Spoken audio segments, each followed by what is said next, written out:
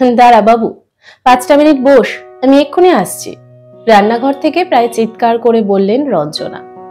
ঘড়িতে সবে সকাল 7টা বাজে। সপ্তাহের চাকা নতুন করে ঘুরবে বলে রবিবার এসেছে। রবিবারের অলস সকালে রোদ ঝলমল করছে রায়বাড়িতে। অদ্ভুত এক সমীকরণে বানানো এই বাড়িটা। উঠোনের একেবারে শেষেই আছে উঠোন ঘর, আর এই ঘরটাতে বেতের চেয়ার টেবিল পেতে অপূর্ব সুন্দর এক সাজে সাজিয়েছে রঞ্জনা। শখটা অবশ্য ওর, কিন্তু করে দিয়ে গেছে অশোক। বউয়ের শখগুলো উপেক্ষা করার মতো সাহস বা শিক্ষা কোনোটাই ছিল না অশোকের। বেতের চেয়ারে বসে প্রায় ঝিমিয়ে পড়ে যাচ্ছে দীপ।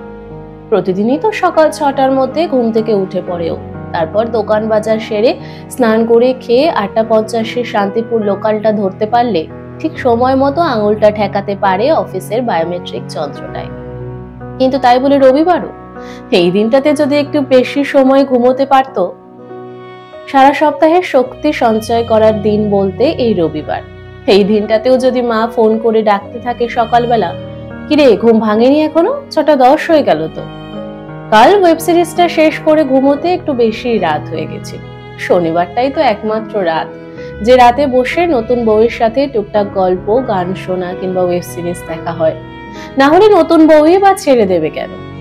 সারা সপ্তাহ অফিস ছেড়ে 8:30টায় বাড়িতে ঢুকে মায়ের ঘরে বসে গল্প, তারপরে একসাথে খাওয়া দাওয়া সেরে 10:30টার মধ্যে ঘুমোতে চলে যায় দীপ। আর মৌ, ওর কাজ তো তখন থেকেই শুরু। খাওয়ার পর টেবিল পরিষ্কার করা, একতলার ঘরের জানলাগুলো আটকানো, সদর দরজায় তালা দেওয়া, পরদিন কি রান্না হবে তার সবজি গুছিয়ে রাখা। কতবার বলেছে দীপ, রঞ্জনা তো তার কাজগুলো আগেই করে রাখে, তুমিও তোমার ভাগের কাজগুলো আগে থেকেই সারতে থাকবে। এই যেমন নিচের ঘরের দরজাগুলো বন্ধ করা কিংবা পরের দিন রান্নার সবজি গুছিয়ে রাখা। কিন্তু সময়ের কাজ সময়ে না করা নাকি পছন্দ করেন না রঞ্জনা। আগে থেকে নিচের ঘরের জানলাগুলো বন্ধ করে দিলে নাকি দম বন্ধ লাগবে, কিংবা সবজিগুলো বেশি আগে কেটে নিলে নাকি কালো হয়ে যাবে। এই যুক্তিগুলোই বোঝে না দীপ।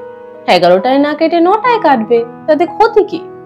অবশ্য মৌয়েরই বা কি করার আছে? সবে 10.5 মাস হলো এ বাড়িতে বিয়ে হয়ে এসেছে ও। আর রঞ্জনা যেভাবে সবটা দখল করে আছে তাতে ওর পক্ষে এত তাড়াতাড়ি সবটা বদলে ফেলা একটু কঠিন ব্যাপার। আর রঞ্জনা, সেও তো সারাদিন করছে। রান্না করা, দীপের টিফিন গোছানো, দীপের জামা কাপড়গুলো কেচে আয়রন করে রাখা, দীপ অফিস যাওয়ার সময় এখনো প্রয়োজনীয় যা যা জিনিসপত্র লাগে সবকিছু এগিয়ে দেয় রঞ্জনা। কতবার বলেছে দীপ এগুলো এবার মৌকে বুঝিয়ে দিতে। বয়স তো হচ্ছে নাকি, বাচ্চা মেয়ে বলে বলে তো হলো 10টা মাস। আজকাল মৌ সুযোগ পেলেই কেমন একটা কথা শোনায় দীপকে। মুখে পরিষ্কার করে না বললেও দীপ ভালোই বুঝতে পারে ও খুব একটা পছন্দ করে না রঞ্জনাকে। এই তো কাল রাতেই মৌ বলছিল ওনাকে খুব ভালো ফ্রাইড রাইস আর চিলি চিকেন বানাতে পারে। দীপ ইয়ার্কির চলেই বলেছিল, শুধু মুখেই বড় বড় কথা, একদিন তো করেও খাওয়াতে পারো। তোমার মা দিলে তো বাবু হাতছাড়া হয়ে যাবে না। কথাটা বড্ড কানে লেগেছে দীপের। শুধু শনিবার রাতটা নষ্ট করবে না বলে কিচ্ছু বলেনি। কিরে, রাতে ঘুমোসনি নাকি? মায়ের কথায় দীপ চোখ মেলে দেখলো টেবিলের উপর চা আর আলুর চপগুলো রাখতে রাখতে বলছেন রঞ্জনা। একবার ঘুম ভেঙে গেলে আর ঘুম আসে না দীপের, কিন্তু চোখ বন্ধ করে ভাবনাদের সাথে খেলা করার অনেকদিনের অভ্যেস ওর। আগে চোখ বন্ধ করলে অন্যরকম ভাবনারা আসতো, আর এখন চোখ বন্ধ করলে একদিকে মা আর একদিকে বউ, ঠান্ডা গরম লড়াই যেন। এই তো গত সপ্তাহে অফিসের নীলাঞ্জন আলাদা হয়ে গেল বউ নিয়ে। মা আর বউয়ের একদম বনিবনা হচ্ছে না। কিন্তু দীপ সেটা কি করে পারবে? কলেজের প্রথম বছরে মারা গেল অশোক, তখন থেকে দীপের পুরো পৃথিবী মানেই তো রঞ্জনা। আর মৌকে ছাড়া আজকাল কি করে কাটাবেও? সে উদাহরণ তো ওর নিজের মামাতো দাদা। সুবর্ণার সাথে 1 বছরও সংসার করতে পারেনি। সুবর্ণা বৌদি আর মেজো মামি কিছুতেই দুজনকে পাশাপাশি রাখা যেত না। শেষমেশ ডিভোর্স। মেয়েটাকে দিয়ে কোনো কাজ হয় না। কতবার বলেছি নিচের জানলাগুলো টেনে টেনে বন্ধ করতে, তা এত তারা একটা জানলাও বন্ধ করেনি। কি ভাগ্যিস পাম বিড়ালগুলো টের পায়নি, নইলে আর দেখতে হতো না। মায়ের গজগজানি আর সাথে তেল তেলে আলুর চপ, কোনোটাই নিতে পারছে না দীপ। মানছে ও খেতে ভালোবাসে, কিন্তু তাই বলে 7 সকালে? বয়স অল্প বললে হবে? এখন থেকে যদি দায়িত্ব না নেয় আর কবে নেবে? অসহ্য লাগছে দীপের। কিন্তু তবুও নিজেকে সামলে নিয়ে বলল, বাদ দাও না, আসো আলুর চপ খাও, ঠান্ডা হয়ে যাচ্ছে তো। খেয়াল করেনি হয়তো। সবটাই ঠিক ছিল, কিন্তু শেষের কথাটাই যেন বিস্ফোরণ ঘটালো। খেয়াল করেনি? আর কবে খেয়াল করবে? বয়স তো হলো। আসলে কতক্ষণে তোর কাছে যাবে? বরাবরই বড্ড ঠোঁট কাটা রঞ্জনা। দীপ জানে সে কথা। তাই দীপ জানে যে এক্ষুনি মাকে না থামাতে পারলে মায়ের কথায় নিজেরই লজ্জা লাগবে। তাড়াতাড়ি একটা আলুর চপ মুখে দিয়ে একটা কামড় বসিয়ে বলল, বেশ মুচমুচে হয়েছে কিন্তু। এই না হলে রবিবার। মাকে শান্ত করার জন্য এই মিথ্যে প্রশংসাটুকু করতেই হলো। ভালো হয়েছে। দীপ বেশ বুঝতে পারলো ব্যাপারটা হাতের মুঠোয় চলে এসেছে। আর একটু খুশি করবে বলেই বলল, ফোনে বলতে পারতে আলুর চপ ভাজবে, মৌকেও ডেকে আনতাম। ছেলের আবদারে বড্ড অবাক হলো রঞ্জনা। মার ছেলে একান্তে একটু সময়ও কাটাতে পারবে না? স্বামী স্ত্রী দুজনে তো সারাটা দিন আছে একসাথে। আর রঞ্জনা, ওর পুরো পৃথিবী জুড়েই তো দীপ ছিল। কোথা থেকে যে কি হয়ে গেল। ছেলে তাকিয়ে আছে দেখে রঞ্জনা বলল, ঘুমো। কাল রাতে তো অনেক রাত অবধি তোদের ঘর থেকে হাসির আওয়াজ আসছিল। খাওয়া দাওয়া সেরে ঘুমোতে গেলি 10:30। 12:30 বাজে, তখনও দেখি ঘরের লাইট জ্বলছে, ঘর থেকে হাসাহাসির আওয়াজ আসছে। তোমার মা আমাদের ঘরে আড়ি পাতে। বেশ কিছুদিন আগে এই কথাটাই মৌ বলেছিল দীপকে। দীপ তখন এত রেগে গেছিল যে মৌকে অনেকগুলো কথা শুনিয়ে দিয়েছিল। কিন্তু আজ মনে হচ্ছে মৌ তো ভুল কিছু বলেনি। না হলে মা জানলোই কি করে যে 12:30 অব্দি ওদের ঘরে আলো জ্বলছিল, হাসির আওয়াজ আসছিল? তুমি কি করে জানলে? হাঁড়ি পেতেছিলে নাকি? রবিবার, দুধ চা, আলুর চপ, অলস সকাল, সব মিলিয়ে এমনই একটা অলস মস্তিষ্কের প্রশ্ন করে ফেলেছিল দীপ। করার পর নিজেরই কানে লেগেছে খুব। তবুও সামলে নিতে পারতো, কিন্তু সে পথও বন্ধ, কারণ দরজার সামনেই দাঁড়িয়ে মৌ। ঘুম থেকে উঠে ফ্রেশ হয়ে বরের গন্ধে গন্ধে সোজা এই ঘরে। আর পড়বি তো পর এমন একটা প্রশ্নের মুখে। তোমাকে তো আগেই বলেছিলাম। মৌ কেমন ডাল রাখতে পারে জানে না দীপ, কিন্তু ফোনটা যে বেশ ভালোই কাটতে পারে তার বুঝতে বাকি নেই। কি বলেছিলি শুনি? ঘরে দরজা বন্ধ করে বরের কানে বিষ ঢালা? খুব বাজে ভাবে কথাগুলো বলল রঞ্জন। ওই যে ঠোঁট কাটা, এই নিয়ে ঠাম্মা জেম্মার সাথে কম ঝামেলা হতো? সব মনে আছে দীপের। আগে তো যৌথই ছিল। দীপ দেখলো মৌ চুপ করে দাঁড়িয়ে আছে। খুব খারাপ লাগলো। দুর্বল প্রতিপক্ষের জন্য বরাবরই ওর খারাপ লাগে, ঠিক আগে যেমন জেম্মার জন্য লাগতো। কি মাটির মানুষ ছিলেন। আমি কিছু বিষ ঢালিনি, ও তো অন্ধ নয়। আমাদের ঘরে কতক্ষণ আলো জ্বলছিল তাতে তোমার কি? আর একবার অবাক হলো দীপ। এতক্ষণ নিরীহ বেচারি লাগছিল মৌকে। ভেবেছিল ঘরে গিয়ে একটু আদর করে দিলেই বোধহয় সবটা ঠিক হয়ে যাবে। তুই আরই পাতিস না? শোন বাবু, সেদিন তোর মেজুমামির সাথে কথা বলতে বলতে বাইরে বেরিয়ে দেখি দরজার ফাঁকে তোর বউ দাঁড়িয়ে। প্রায় চিৎকার করে বলছে রঞ্জনা। মোটেই না, আমি দাঁড়িয়েছিলাম কারণ আমার একটা পার্সেল আসার ছিল। মৌ কথাগুলো বলতেই হাতে যেন আরেক টুকরো অস্ত্র পেয়ে গেল রঞ্জনা। তোর বউ তো আবার অর্ডার দিয়ে খাবার এনে ঘরে দরজা বন্ধ করে খায়। মৌ থেমে যাবে না এতক্ষণে বুঝে গেছে দীপ। কি করব?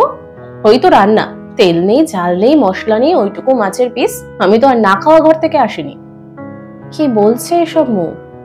রঞ্জনা তেল মশলা দিয়ে এত সুন্দর করে রান্না করে যে অফিসের সবাই খুব প্রশংসা করে রঞ্জনার রান্নার। দীপ টিফিন বক্স খুললেই সবাই ছেঁকে ধরবে। আর বাজার তো ও নিজেই করে। ছোট মাছের পিস মানে? অশোকের কাছ থেকেই শিখেছে বাজার করা। বড় সাইজের মাছ, এত সবজি। মৌ কি তবে মিথ্যে কথা বলছে? যদি মিথ্যে কথা বলেই থাকে, রঞ্জনা কেন প্রসঙ্গটা ঘুরিয়ে দিলেন? কেন বললেন না এসব রান্নার চল এই বাড়িতে নেই? তাহলে নিশ্চয়ই ওর জন্য আলাদা করে রান্না করা হয়। তাহলে ওরানা মাছের পিসগুলোকে আরো 2 টুকরো করা হয়। খুব কান্না পাচ্ছে দীপের। ছি, একটা মানুষের খাওয়া দাওয়া নিয়েও এরকম তো আগে কোনোদিন করতেন না। খুব একটা পছন্দ ছিল না মৌকে রঞ্জনার। নিজের বান্ধবীর মেয়েকেই এই বাড়িতে আনবেন বলে ঠিক করেছিলেন।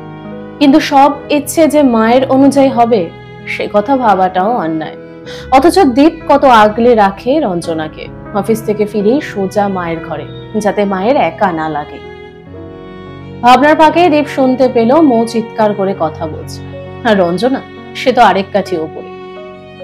সংসার ভাঙার ছবি দেখতে পাচ্ছে দীপ। তার মানে এত পরিকল্পনা, এত ছক করেও পারল না বাঁচাতে। কিন্তু কাকে ছাড়বেও? রঞ্জনা? মৌ? কখনো না। তার থেকে নিজেকে সরিয়ে নেওয়াই ভালো। হাতের চায়ের কাপটা আছাড় মেরে ফেলে দিল দীপ। তারপরে সোজা বাইরে বেরিয়ে গেল। না, বাড়ির ভেতরে নয়, উঠোন পেরিয়ে সোজা বাইরে। বাইরে গিয়ে একবার ফিরে তাকালো।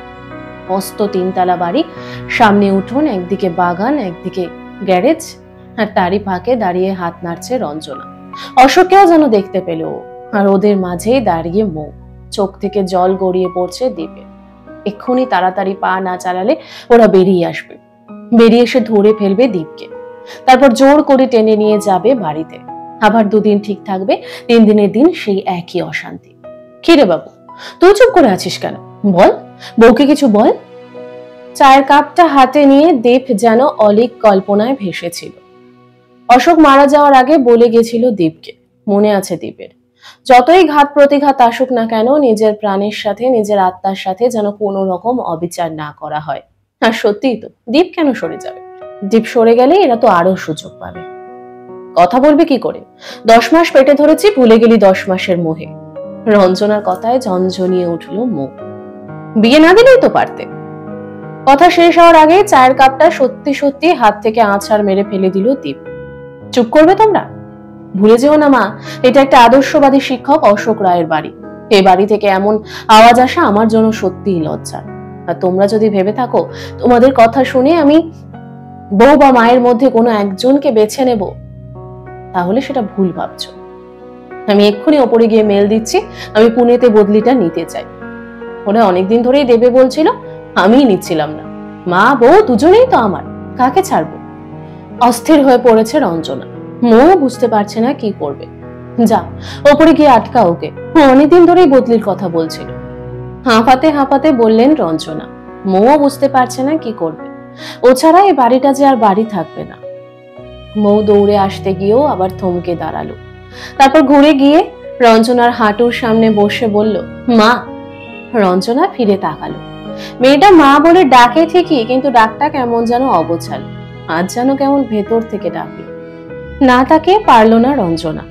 না চলো একসাথে আটকাই ওকে, ও ছাড়া এই বাড়িটা আর বাড়ি থাকবে না। আমাদের লড়াইয়ের কেন্দ্রই তো, তাই আমাকে না তোমাকেও যেতে হবে।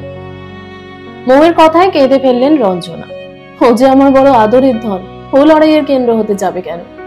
ও সুখে তো আমার সুখ। ও ভালো নেই মৌ। দুঃসময় মানুষ যেন শত্রুকেও আঁকড়ে ধরে। ওপরের ব্যালকনিতে দাঁড়িয়ে সেটাই দেখছে দীপ, আর মনে মনে হাসছে। পুনে কেন, আমেরিকা, মঙ্গল গ্রহ, কোথাও যাবে না ও। এ বাড়িতেই থাকবে, আর দুজনকে তিলে তিলে শায়েস্তা করবে।